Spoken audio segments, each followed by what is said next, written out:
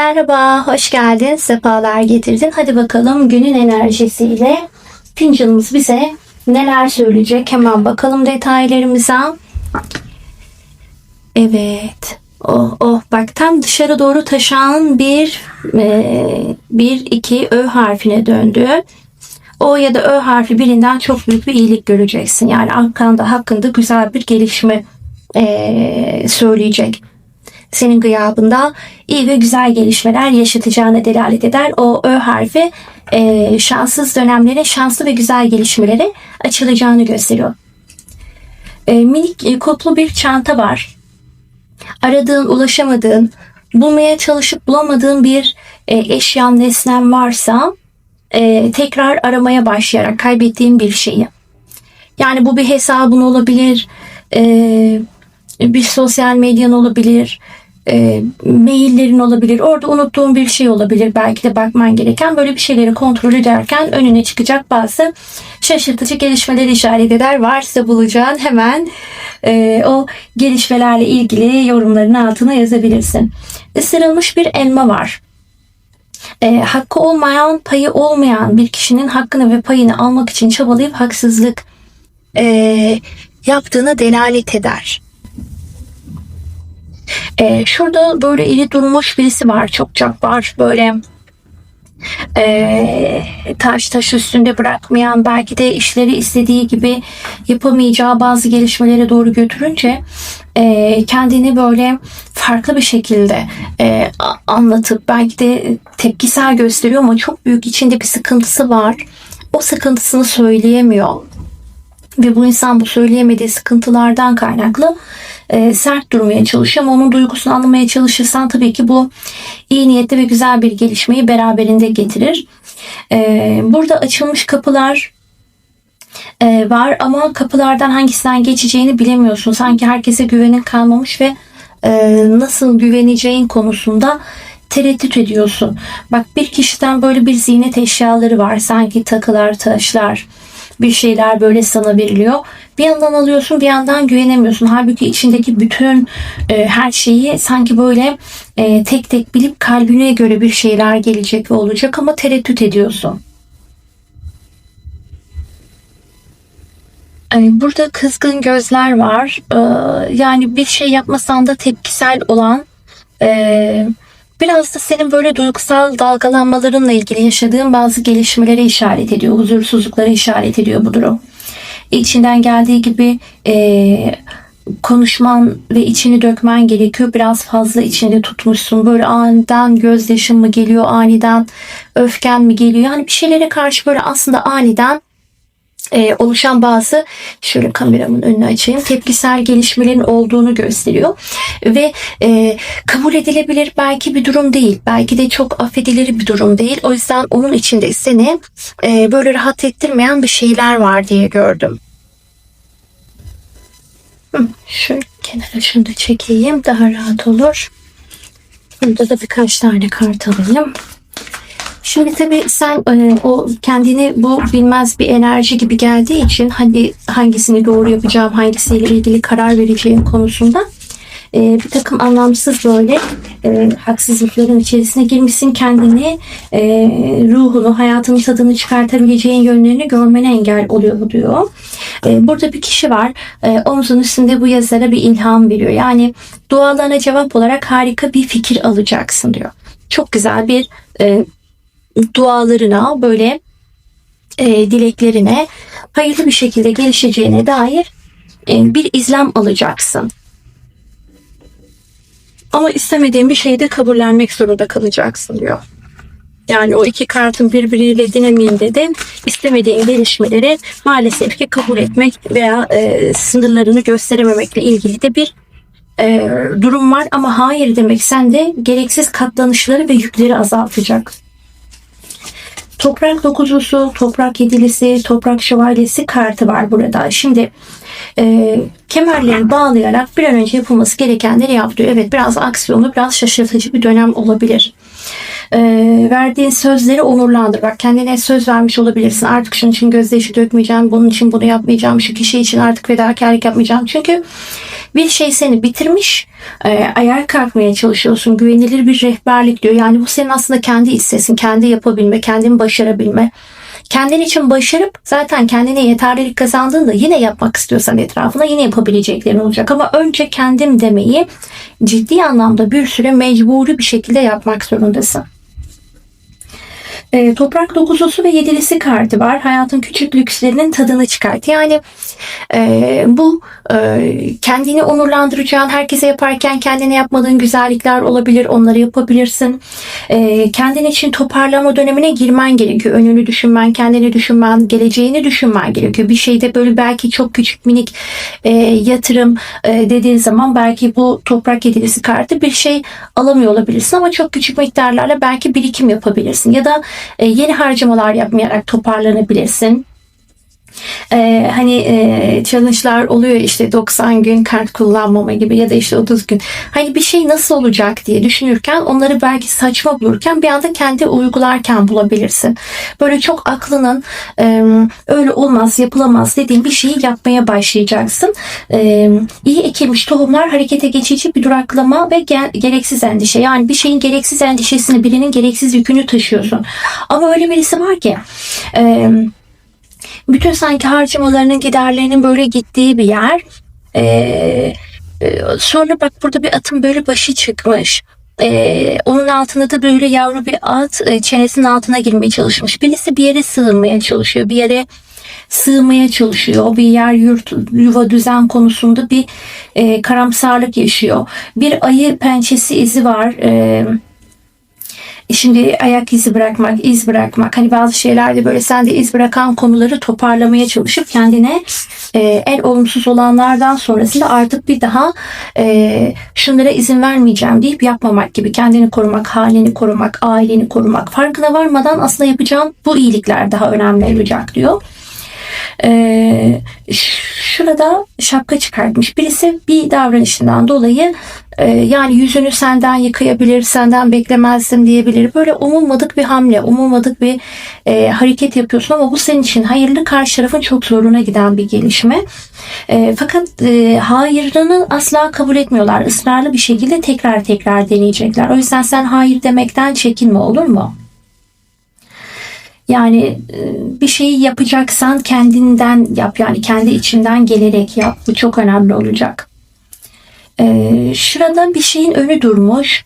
Yani tam böyle geliyor, tam kabul olan dileğin duruyor bir şekilde ve bu duruş seni birazcık tedirgin ediyor. Yani hak etmediğin gelişmeler, hak etmediğin yaklaşımlar, hak edilmemiş belki olayları yaşatan kişiler hiçbir şey yokmuş gibi hayatlarına devam ederken sen bitenlerine üzülüyorsun. Onların yüzünden şunu yaşadım, bunların yüzünden bunu yaşadım diyorsun ama oradan da o kadar büyük böyle bak o çatık kaş burada var. Böyle kem göz, negatiflik, yani hani hayatında hiçbir şekilde olmayıp müdahil olmak istemediğin anda bile karşına çıkan gelişmelere delalet eder.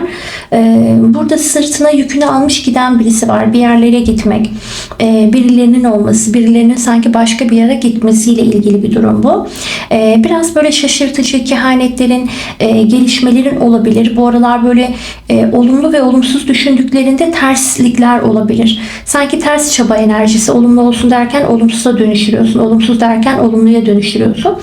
Ve birine daha çok inanarak yaptığın için demek ki olumsuzluklara daha fazla inanıyor olabilirsin. Duygu ve düşüncelerini tekrardan yenilemeyi seçtiğinde gelişecek bir adam var. Bir şeyi iş yapar gibi bir şeyin önüne bir şeyleri biriktiriyor ve oranın üstüne birisi geliyor böyle ayağıyla basıyor, küçümsüyor. Yani aşağılamak, aşağılanmak, bir fikirsizin, bir gurursuzun ya da bir onursuzun tam tersi davranarak sen misin gibi çabalamasına gelen bir gelişme var ve o durumdan böyle sıkılacaksın. Bak, bu insanın sende gözü olabilir, hissi olabilir, kalbi olabilir ama kalben yaşadığın o duygunun, enerjinin bir takım böyle mutsuzlukları, böyle bir takım hayal kırıklıkları ve enerji dağılımı var. Böyle çok göze gelecek bir şekilde bu insanın sendeki bazı istekleri ve bunları sana söyleyememesiyle beraber yaşattığı bazı sıkıntıları fark edebilirsin. Yani acaba mesela örneğin bu bir patronsa, kişisi, acaba benimle bu kadar niye uğraştı, bana niye bu kadar kötü davranıyor dediğim bir durumda karşı tarafın sana karşı ilgisi olabilir. Ya da bir sorunlu ilişki, koptunuz ama arkadan kötülük yapıyor ya da o da olabilir. Ve uğraşmaların içinde aslında bir taraftan böyle elde etme isteği var ama yanında da birisi gözüküyor. Yani o kişiye rağmen sanki seninle yine de uğraşıyor. Böyle bir enteresan, kazanılmış, edinilmiş bir düşmanlık ama bu çok elinde değil. Bir yere gidiyorsun, böyle bir toplanma kampı gibi bir yerin içerisindesin. Oranın üstünde bir değnekle, çengelle böyle seni çekiyorlar. Sanki hani bir balık akvaryuma atılır da böyle akvaryum temizleme için böyle bir teli vardır ya, süzgeci. Sanki onun gibi balıkları böyle tek tek minik minik ama alıyorsun. Ama kendin böyle bir suyun içerisine doğru orada konuluyorsun. Yani değerli olabilecek bir şeyleri toplamak, değer kazanabilecek bir şeyleri ya da bu değerlendirmek için yapılacak bir gelişmenin içerisinde alınacaksın. Yani kısmetini bekliyorsun, şansını bekliyorsun ama sen bizzat seçileceksin, onu söyleyebilirim burada. Bir şeye seçileceksin. Birçok sanki bir yarış ise yarışı geçeceksin. Sanki taliplerin arasındaysa taliplerini geçeceksin. Rakiplerse rakiplerin arasındaki gelişmeyi geçeceksin.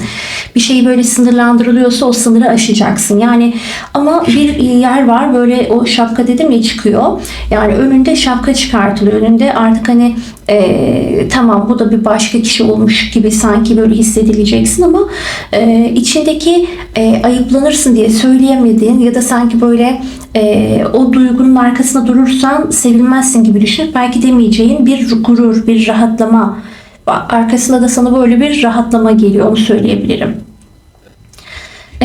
Şurada küçük küçük valizler var. Nereye gideceğini bilmeyen bir insan, çok düzeni yok. O düzeni oturtturamadığı için sen de o koşturmacaların arasında nereye oturtturacağım, nereye yerleştireceğim diye koyuyorsun. Böyle başının üstüne doğru alıyorsun ama sanki başının üstünde de böyle bir baskı yapıyor. Yani bir şeyi böyle iyilik yap, denize at denilir hesabı yine yap, tabii ki yap ama çok fazla yaptım ve kesinlikle artık o durumda kendinle ilgili de son bir kez bir şey daha göstermen gerekebilir, istenebilir. Tabağındaki etki de çünkü orayı tamamlayıcı semboller burada olduğu için buradaki sembollerin aynısı çıktığında iki tarafı birbiriyle tekrar sağlaması yapılır. Burada da devam sembolleri vardır, hareketli semboller. Buraya bakarak da bunları görebilmekteyim. U harfli ya da Ü harfli bir kişiyle üzüntüleri ve kederleri paylaştığını, hemdaş olduğunu, yoldaş olduğunu ya da özrünü ya da fikrini beyan edebilir ya da edilebilir. Burada yine İ harfi veya da I harfi, V harfi var yanında. Bu harften olan kişiden böyle çok sevineceğin bir gelişme geliyor sana, öyle söyleyebilirim. A harfi, N harfi, Ç harfi doğrudan ismin içerisinde olabilir ya da böyle bir yere gideceksin. Böyle elinde küçük poşetler, çantalar var.